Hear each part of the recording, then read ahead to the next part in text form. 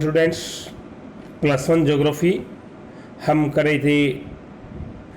अपवाह तंत्र लेसन कर रहे थे। इसमें हमने अब तक अपवाह तंत्र क्या होता है और भारत में कौन कौन से अपवाह तंत्र हैं इसके बारे में पढ़ा है।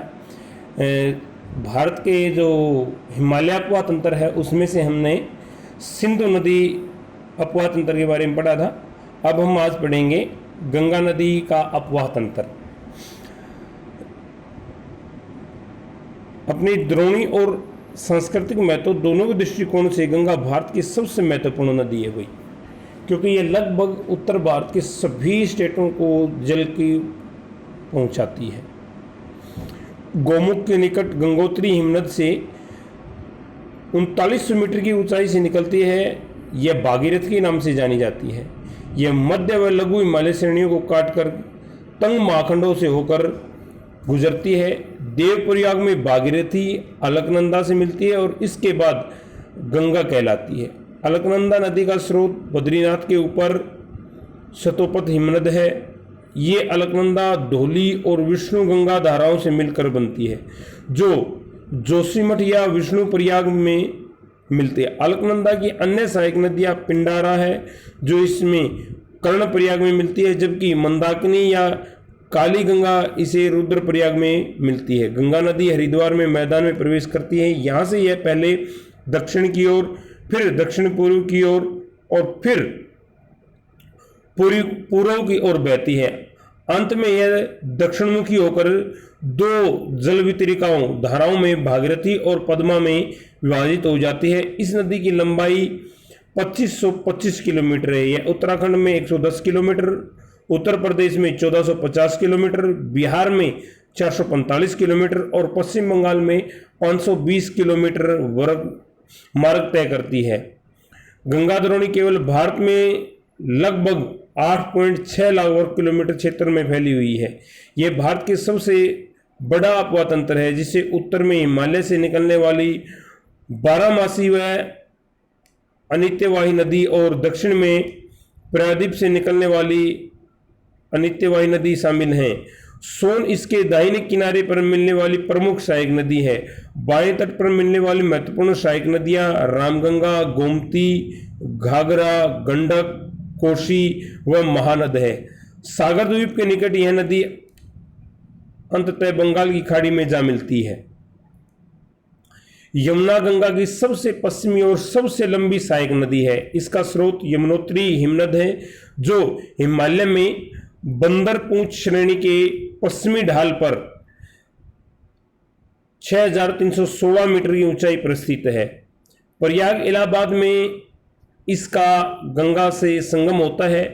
प्रायद्वीप पठार से निकलने वाली चंबल, सिंध, बेतवा व केन इसके दाहिने तट पर मिलती हैं, जबकि हिंडन, रिंद, सेंगर, वरुण आदि नदियां इसके बाएं तट पर मिलती हैं।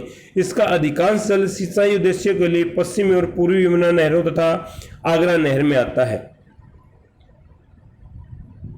चंबल नदी मध्य प्रदेश के मालवा पठार में मुंह के निकट निकलती है और उत्तरमुखी होकर महाखंड से बहती हुई राजस्थान में कोटा पहुंचती है, जहां इस पर गांधी सागर बांध बनाया गया है। कोटा से यह बूंदी, सवाई माधोपुर और धौलपुर होती हुई यमुना नदी में मिल जाती है। चंबल अपनी उत्खात भूमि वाली भूआकृति के लिए प्रसिद्ध है, जिसे चंबल खंड कहा जाता है। गंडक नदी दो धाराओं काली गंडक और त्रिशूल गंगा के मिलने से बनती है। यह नेपाल हिमालय में धौलागिरी व माउंट एवरेस्ट के बीच निकलती है और मध्य नेपाल को अपवाहित करती है। बिहार के चंपारण जिले में यह गंगा मैदान में प्रवेश करती है और पटना के निकट सोनपुर में गंगा नदी में जा मिलती है।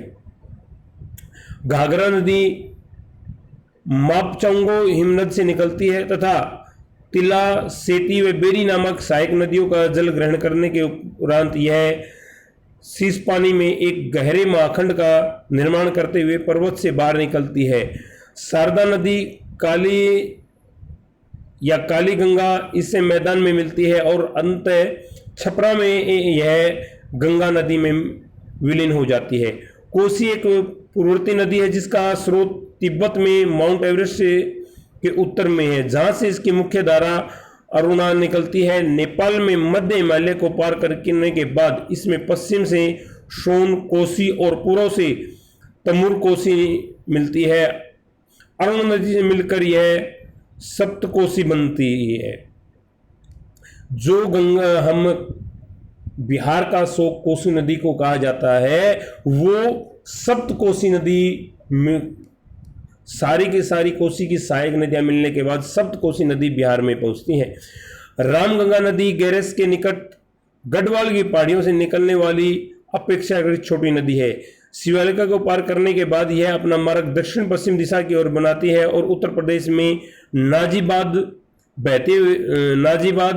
के निकट मैदान में प्रवेश करती, अंत में कन्नौज के निकट यह गंगा नदी में मिल जाती है।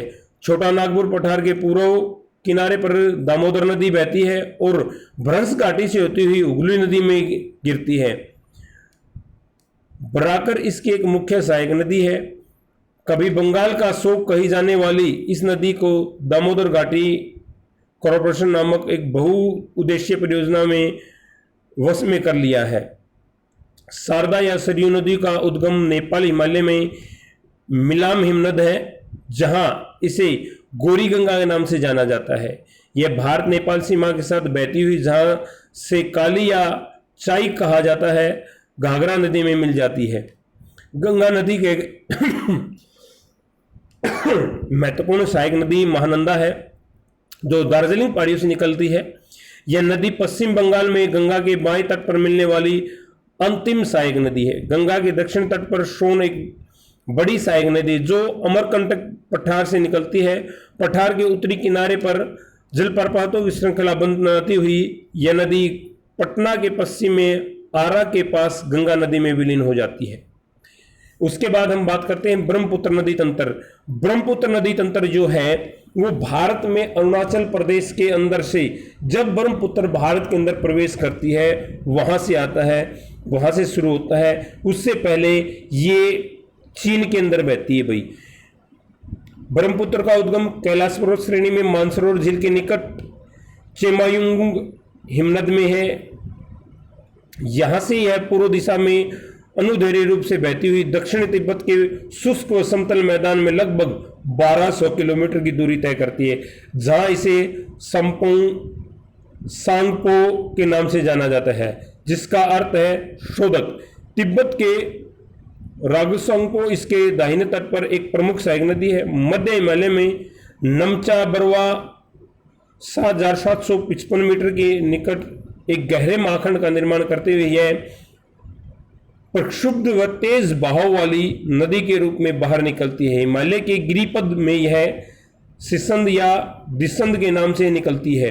अरुणाचल प्रदेश में सादिया कस्बे के पश्चिम में यह नदी भारत में प्रवेश करती है। दक्षिण पश्चिम दिशा में बहते हुए इसके बाएं तट पर इसकी प्रमुख सहायक नदियां दिबांग व सिकांग और लोहित मिलती हैं और इसके बाद यह नदी ब्रह्मपुत्र के नाम से जानी जाती है। असम घाटी में अपनी 750 किलोमीटर की यात्रा में ब्रह्मपुत्र में असंख्य सहायक नदियां आकर मिलती हैं। इसके बाएं तट की प्रमुख सहायक नदी बूढ़ी दिहिंग और धनसी दक्षिण है, जबकि दाएं तट पर मिलने वाले महत्वपूर्ण सहायक नदियों में सुबनसिरी, कामेग, मानस व संकोस हैं। सुबनसिरी जिसका उद्गम तिब्बत में है, एक पूर्ववर्ती नदी है। ब्रह्मपुत्र नदी बांग्लादेश में प्रवेश करती है और फिर दक्षिण दिशा में बहती हुई बांग्लादेश में यह जमुना कहलाती है और तीस्ता नदी इसके दाहिने किनारे पर मिलती है। अंत में नदी पदम के साथ मिलकर बंगाल की खाड़ी में जा गिरती है। ब्रह्मपुत्र नदी बाढ़ मार्ग परिवर्तन एवं तटीय अपर्दन के लिए जानी जाती है। ऐसा इसलिए क्योंकि इसकी अधिकतर सहायक नदियां बड़ी हैं और इनके जल ग्रहण क्षेत्रों में भारी वर्षा के कारण इनमें अत्यधिक अवसाद बहकर आ जाता है। उसके बाद है प्रायद्वीप अपवा तंत्र। प्रायद्वीप अपवा तंत्र हिमालय अपवा तंत्र से पुराना है। यह तथ्य नदियों की प्रौढ़ अवस्था और नदी घाटियों के चौड़ा व उथला होने के परिणाम होता है। पश्चिमी तट के समीप स्थित पश्चिमी घाट बंगाल की खाड़ी में गिरने वाली प्रायद्वीपीय नदियों और अरब सागर से गिरने वाली छोटी नदियों के बीच जल विभाजक का कार्य करता है। नर्मदा आवर्ती को छोड़कर अधिकांश प्रायद्वीपीय नदियां पश्चिम से पूर्व की ओर बहती हैं। प्रायद्वीप के उत्तरी भाग से निकलने वाली चंबल, सिंध, बेतवा, केन व सोन नदियां गंगा नदी तंत्र का अंग हैं। प्रायद्वीप के अन्य प्रमुख नदी तंत्र महानदी, गोदावरी, कृष्णा और कावेरी हैं।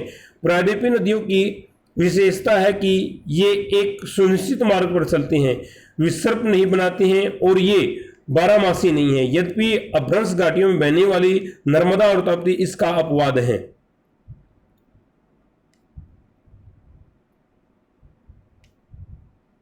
प्रायद्वीपीय अपवा तंत्र का उद्विकास।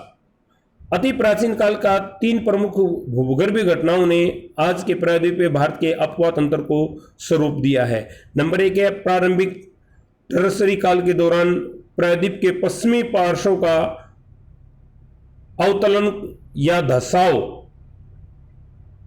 जिससे यह समुद्र के नीचे चला गया।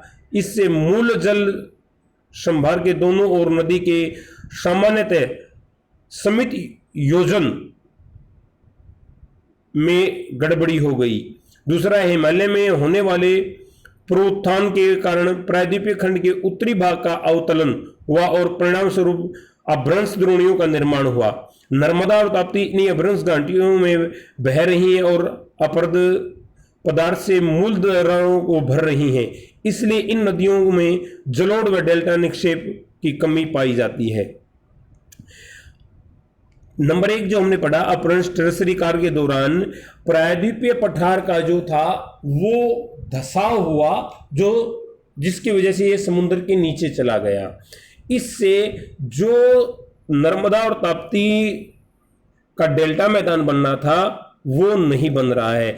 दूसरी बात, ये दोनों नदियां हिमालय के उत्थान की वजह से जो दरारें पैदा हुई थी उनको भरते हुए अपभ्रंश घाटियों के अंदर इनके द्वारा जो अपरदन होता है वो इन दरारों को भरता हुआ आगे की तरफ बहता है, जिससे इनके द्वारा लाया गया अब अवसाद जो है इन घाटियों के अंदर जो दरारें हैं उनको भरता है, इसलिए आगे नहीं पहुंच पाता।